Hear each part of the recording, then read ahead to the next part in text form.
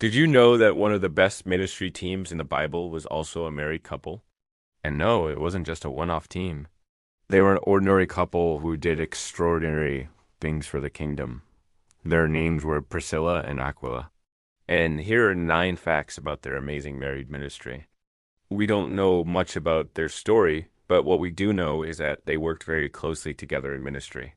They are one of the earliest examples of a Christian husband and wife team spreading the gospel.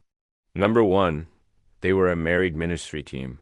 They didn't just work together as tent makers, they also worked together in ministry. In fact, they helped disciple Apollos, a Jew who was a gifted preacher, but needed to learn more accurately about Jesus. They took him into their home and taught him more about the true message of Jesus. They worked hard to build up the church wherever they went. They welcomed them into their home and made them feel welcome. Also, Priscilla is often named before Aquila in the New Testament, which was quite unusual for the time. They show us what it looks like to have a thriving ministry as a married couple. To be excellent host, to be faithful in discipleship, and to be courageous in the face of danger. This may indicate that Priscilla had a larger role or was considered more prominent than her husband.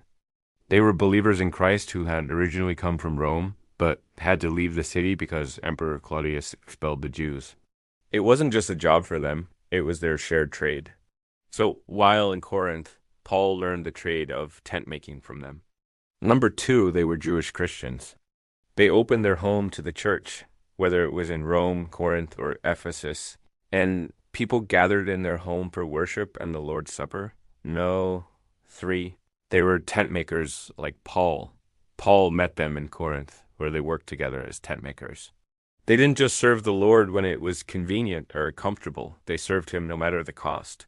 Number 4, they shared a ministry. No. 5, they hosted house churches. Their home wasn't just a place to live, it was a place of ministry. No. 6, they were courageous. Paul said that they risked their necks for him. No. 7, they were faithful in other cities. They weren't just faithful in one place.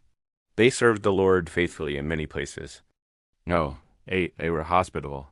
Their home was always open to travelers and those in need, especially fellow ministers like Paul and his companions. And number 9, they're an example for us today.